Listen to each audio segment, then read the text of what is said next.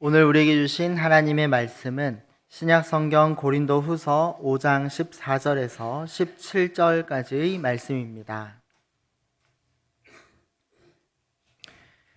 이제 제가 하나님의 말씀을 봉독하겠습니다. 그리스도의 사랑이 우리를 강권하시는도다.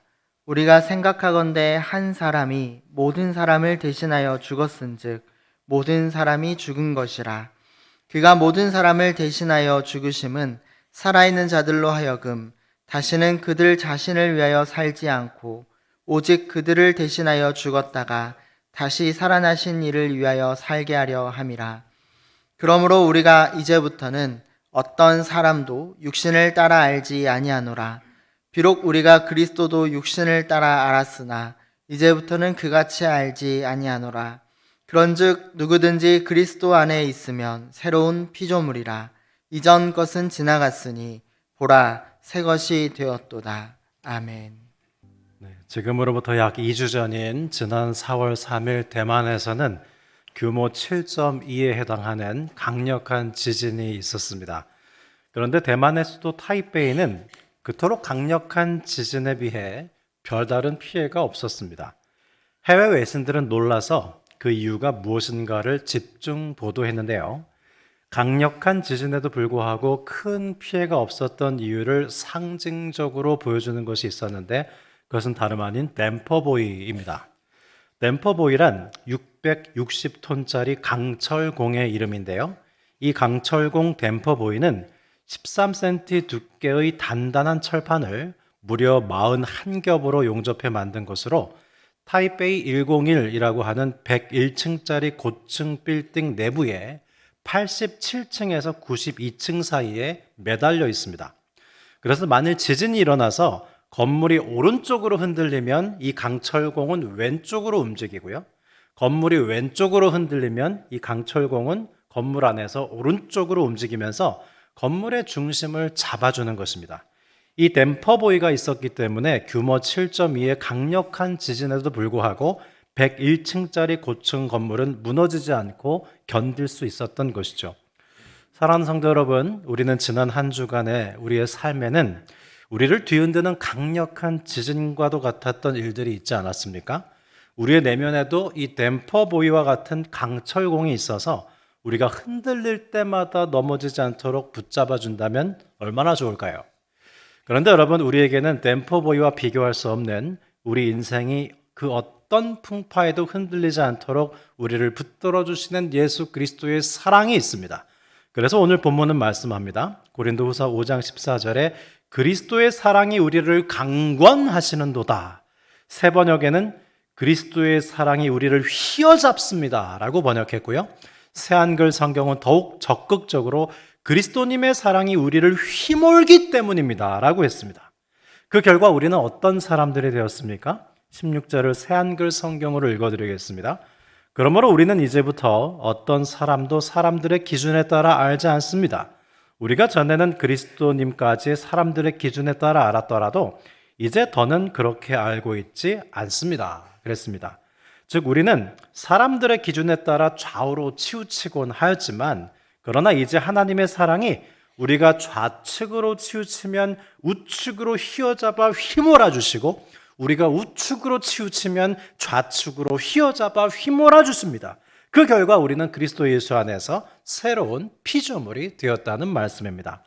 그런데 여러분, 댐퍼보이가 지진으로 인해 흔들리는 빌딩을 붙잡아주는 것처럼 그리스도의 사랑이 우리를 강권하심에도 불구하고 때때로 우리의 마음이 흔들리고 방황하는 이유는 무엇일까요? 성 어거스틴은 유명한 그의 고백록 1장에서 우리가 흔들리고 방황하는 이유에 대해 다음과 같이 말했습니다. 하나님, 당신께서는 우리를 당신을 향해서 살도록 창조하였으므로 우리 마음이 당신 안에서 안식할 때까지는 편안하지 않습니다. 즉 하나님께서는 우리가 하나님을 향해 있고 하나님 안에 있을 때 비로소 평안을 누릴 수 있도록 창조하셨는데 우리는 자꾸 하나님이 아닌 다른 것을 향하고요. 하나님 안이 아닌 하나님 밖으로 나가기 때문에 불안하다는 것입니다. 어거스틴은 고백록 마지막 13장에도 같은 말을 다르게 표현하고 있는데요. 돌은 물밑으로 가라앉고 불은 위로 타오르는가 하면 물속의 기름은 물 위로 떠오르고 기름 위에 부은 물은 기름 밑으로 가라앉습니다. 모든 것은 자기 무게로 인해 제자리를 찾아갑니다. 제자리를 벗어나면 불안정해지고 제자리를 찾아가면 안정을 찾게 됩니다. 그랬어요. 예를 들면 결혼을 한 남성이 밤 10시에 있어야 할 제자리는 어디입니까? 물론 자신의 집 안방이요, 자신의 아내 곁입니다. 그러나 만일 그 시간에 자신이 있어야 할 자리를 벗어나서 다른 집 안방에서 다른 여성과 함께 있다고 가정해 보죠.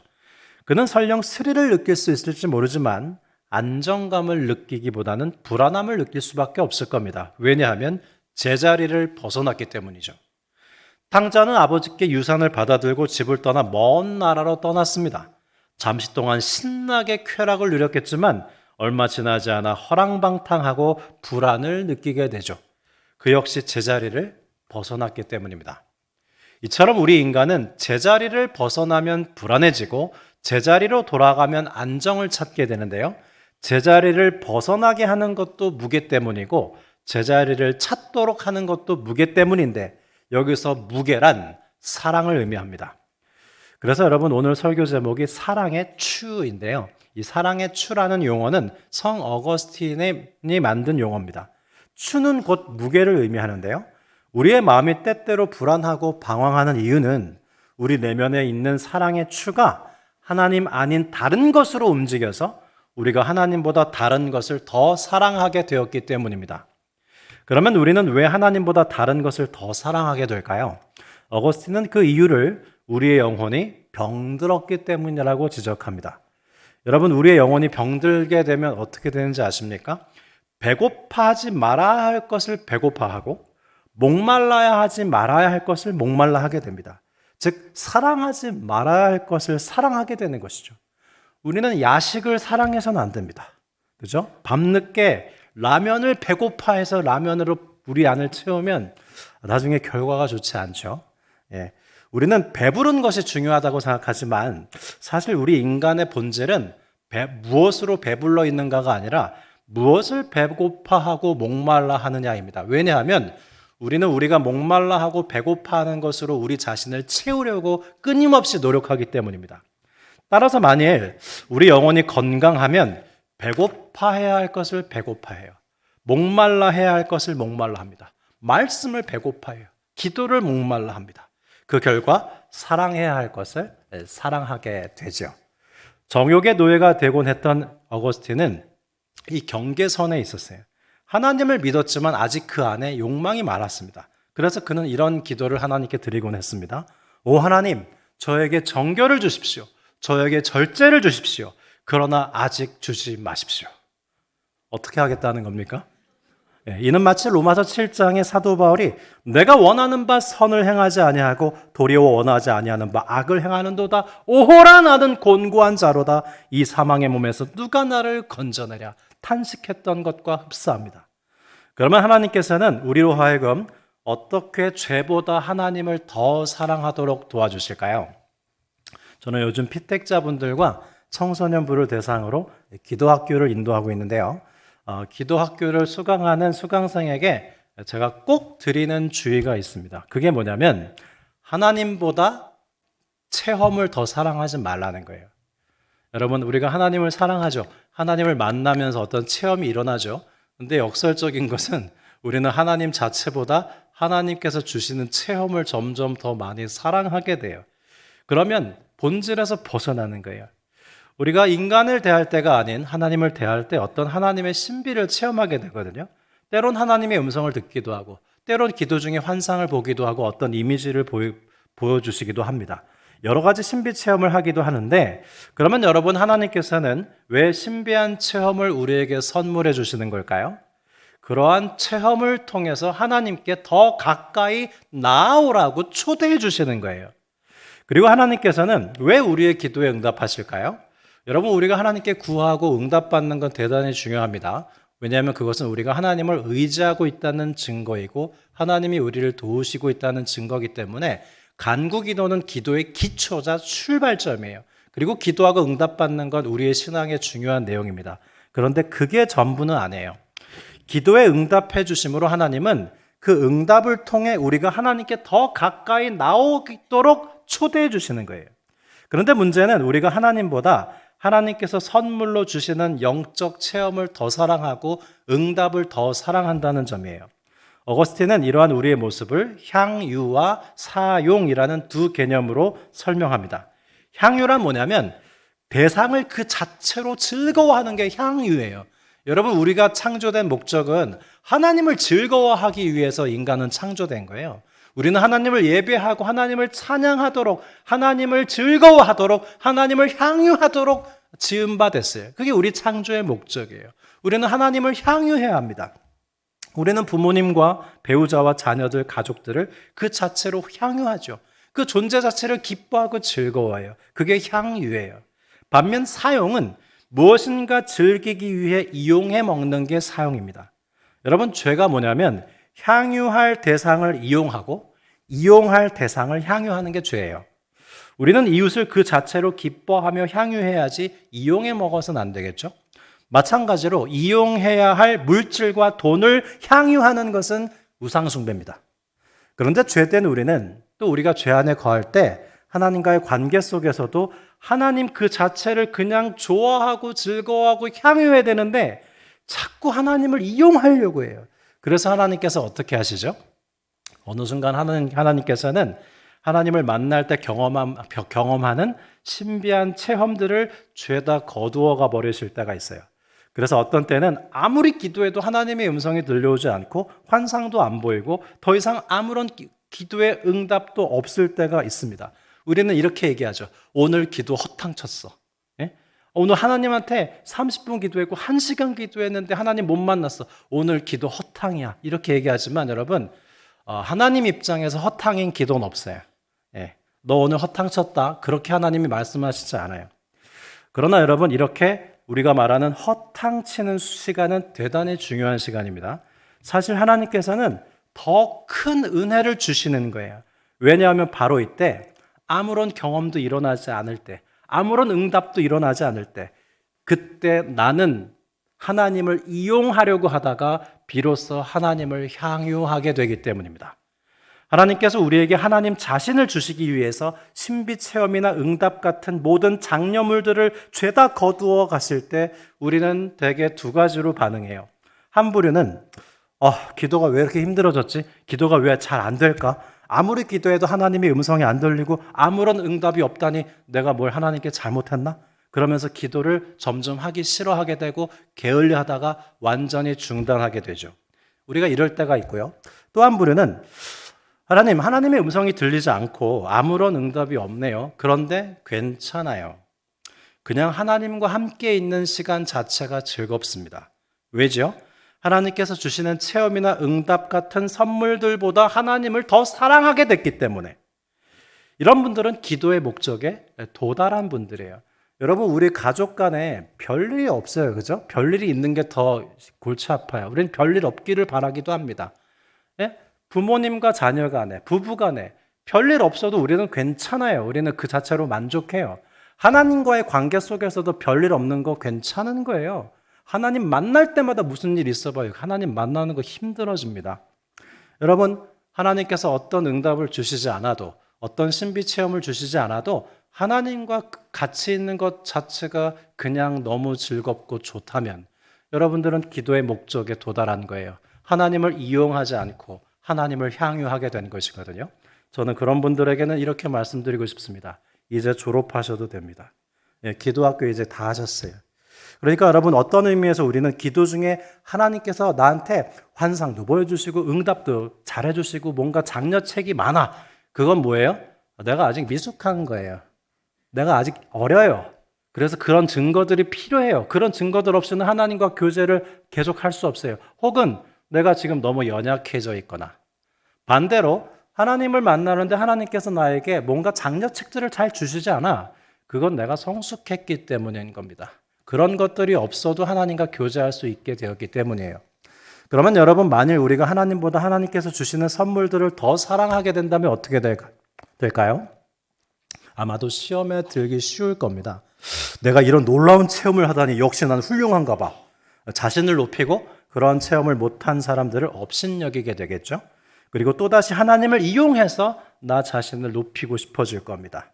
하나님께서는요, 극진한 사랑으로 그런 우리의 마음을 거절하세요. 여러분 지금껏 살아오면서 한번 돌아보실까요? 지금껏 쭉 살아오신 여정을 돌아볼 때 하나님과의 관계가 가장 뜨거웠던 때가 언제입니까? 내 인생에 가장 하나님과 가깝고 친밀했을 그때는 어떤 때예요? 저의 경우 하나님과 가장 가깝고 친밀했을 때는 어떤 때였냐면 너무 힘들었을 때입니다. 너무 힘들어서 기도 많이 했을 때. 힘들지 않으면 우리 기도 안 하잖아요. 너무너무 힘들어서 기도를 많이 할 수밖에 없었을 때가 하나님과 제일 가까웠는데요. 그때 하나님의 음성이 더 이상 들려오지 않고 간절한 기도에 아무런 응답도 없고 그래서 계속 아프고 계속 실패하고 심령이 가난했을 때 하나님이 주시는 그 어떤 선물이 아니라 하나님 자체가 저의 전부여서 하나님을 이용하지 않고 하나님 자체를 향유했던 바로 그때가 바로 하나님과 가장 뜨거웠던 관계였던 것 같아요. 여러분은 어떻습니까? 그래서 산상수훈의 첫 번째 복은 심령이 가난한 자는 복이 있나니 천국이 그들의 것이미요 그랬어요. 마음이 가난한 자만이 온전히 하나님의 통치를 스폰지가 물을 흡수하듯 받아들인다는 뜻입니다. 이처럼 하나님께서 우리가 죄보다 하나님을 더 사랑하도록 도와주실 때 하는 일은 향유할 대상을 향유하게 하시고 이용할 대상을 이용하도록 우리의 열망, desire를 바꿔주시는 거예요.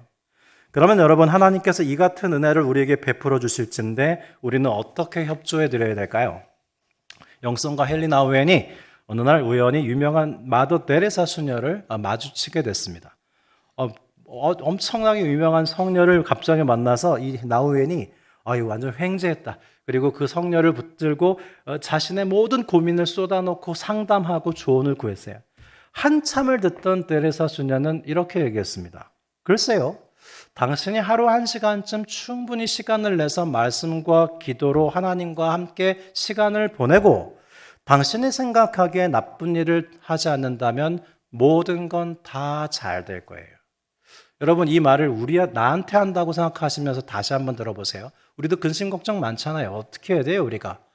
당신이 하루에 1시간 정도 충분한 시간을 내서 말씀과 기도로 하나님과 함께 시간을 보내고 당신이 생각하기에 나쁜 일을 하지 않는다면 모든 건 다 잘 될 거예요. 헬레나 오웬이 이 말을 듣고 할 말이 없었어요. 너무나 옳은 말씀이기 때문에. 그러면 하루에 1시간 정도 말씀과 기도로 하나님과 함께하면 어떤 일이 일어나게 될까요? 하나님께서 우리의 열망을 바꾸어 주셔서 배고파할 것을 배고파하게 하시고 목말라 해야 할 것을 목마르게 하신 결과 사랑하지 말아야 할 것을 사랑하지 않게 하시고 사랑해야 할 것을 사랑하게 하십니다. 구약 성서의 이스라엘 백성들은 하나님 앞에 죄를 지었을 때마다 속죄제를 드렸어요. 근데 여러분 한번 생각해 보세요. 죄를 계속 반복해서 지었겠죠. 죄를 지을 때마다 속죄제 드리고 죄를 지을 때마다 또 속죄제 드리고 그들의 마음이 점점 어떻게 됐을까요?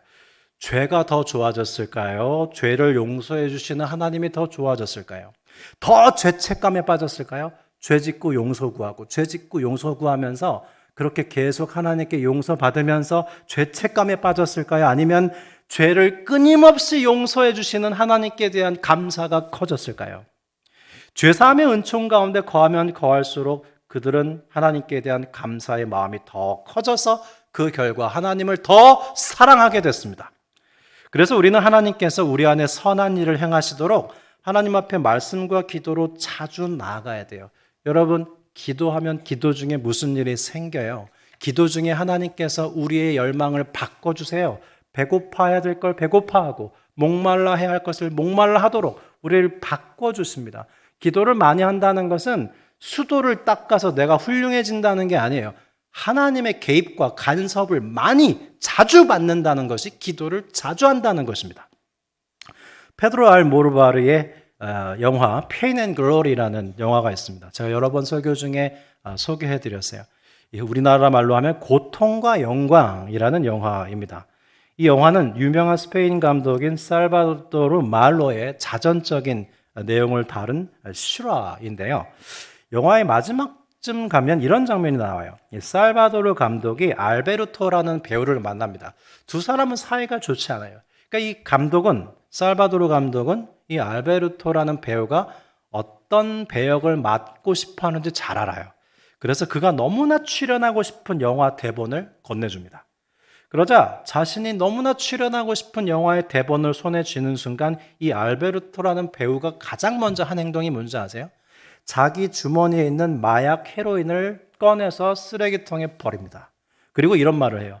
나는 내가 정말 연기하고 싶은 영화 앞에서 맑은 정신을 유지하고 싶어. 그는 헤로인을 피워왔지만 마약보다 영화를 더 사랑한다는 걸 분명히 합니다.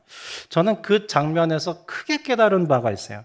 아, 더 좋아하는 것이 덜 좋아하는 것을 이기는구나. 그러니까 여러분, 우리는 이런저런 죄를 짓지 말라고 노심초사 신신당부하고 그럴 게 아니고요.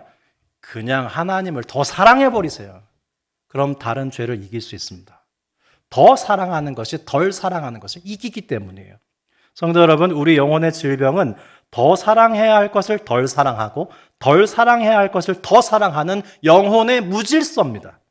그러나 하나님께서 당신의 사랑을 우리 안에 부으실 때 우리의 영혼의 사랑의 추는 다른 것보다 하나님을 더 사랑하도록 우리를 인도합니다. 그 결과 우리는 오늘 본문 15절의 말씀처럼 우리 자신을 위하여 살지 않고 우리를 위해 죽었다가 다시 사신 주님을 위해 살게 되는 것이죠. 그게 고린도서가 말씀하는 새로운 피조물의 모습이에요. 그리스도인의 삶이란 사랑의 질서를 회복하고 그 사랑이 이끄는 대로 살아가는 것입니다. 그래서 어거스틴은 그의 요한일서 강해에서 이렇게 유명한 말을 하죠. 하나님을 사랑하십시오. 그 다음에 여러분이 원하는 대로 하십시오. 왜냐하면 하나님을 사랑한 다음에는 그 사랑의 질서 안에서 다른 모든 것을 더 잘 사랑할 수 있게 되기 때문입니다. 이 같은 진리를 잘 함축하고 있는 작자미상의 시 한 편을 소개해 드리겠습니다. 자, 결혼 주례할 때 신랑 신부에게 꼭 읽어주는 시입니다. 세상에서 내게 가장 귀한 사람보다 하나님을 더 사랑하는 것을 배웠을 때 비로소 나는 세상에서 가장 귀한 사람을 지금보다 더 잘 사랑할 수 있었네. 만일 하나님을 향한 나의 사랑이 줄어들고 하나님 대신 사랑하는 사람을 더욱 사랑하려고 할 때 가장 사랑하는 그 사람을 전혀 사랑하지 않는 상태로 만들게 될 것이라네. 첫 번째 것이 첫 번째 위치에 놓였을 때 두 번째 것은 억압받는 것이 아니라 증가하는 것을 그랬어요. 제가 신랑 신부를 앞에 세워두고 이 시를 읽어도 못 알아먹어요. 그래서 더 쉽게 얘기해 줍니다. 신랑, 당신은 남편으로서 아내의 존경을 받는 게 인생의 목적 아닙니다. 하나님을 가장 사랑하십시오. 하나님께서 기뻐하시는 한 사람이 되십시오. 그러면 당신은 평생 아내한테 존경받을 것이요. 신부, 당신은 남편에게 사랑받는 게 인생의 목적 아닙니다. 하나님을 더 사랑하고 하나님이 기뻐하시는 한 여인이 되십시오. 그러면 당신은 평생 남편에게 사랑받을 것이요. 하나님을 가장 사랑할 때 다른 모든 것들도 더 잘 사랑하게 된다는 진리입니다. 우리의 사랑의 추가 어디에 머물러 있느냐에 따라 우리의 인생의 성패는 달려 있습니다. 사랑하는 성도 여러분, 불안하십니까? 우리의 영혼이 하나님을 향하고 하나님 안에 거하며 하나님의 사랑의 추의 인도함을 받아서 사랑하지 말아야 할 것을 사랑하지 않고 더욱 사랑해야 할 하나님을 사랑한다면 우리의 영혼은 평안과 안식을 맛보게 될 것입니다. 그리스도의 사랑이 우리를 강권하시는도다. 기도드리겠습니다. 하나님 아버지, 우리는 하나님을 향하여 살도록 창조되었기에 하나님 안에서 안식하지 않는 한 평안이 없습니다. 하나님을 가장 사랑할 때 자유하도록 지음받은 우리이기에 하나님보다 다른 것들을 더 사랑할 때마다 우리의 영혼은 불안하고 방황합니다. 이제는 하나님을 이용하지 않고 하나님 자체를 기뻐하며 향유하게 하여 주옵소서. 우리 안에 사랑의 추가, 하나님을 향하여 하나님을 더욱 사랑함으로 이웃을 더욱 잘 사랑하게 하여 주십시오. 우리를 날마다 사랑으로 강권하시는 주 예수 그리스도의 이름으로 감사하며 기도드립니다. 아멘.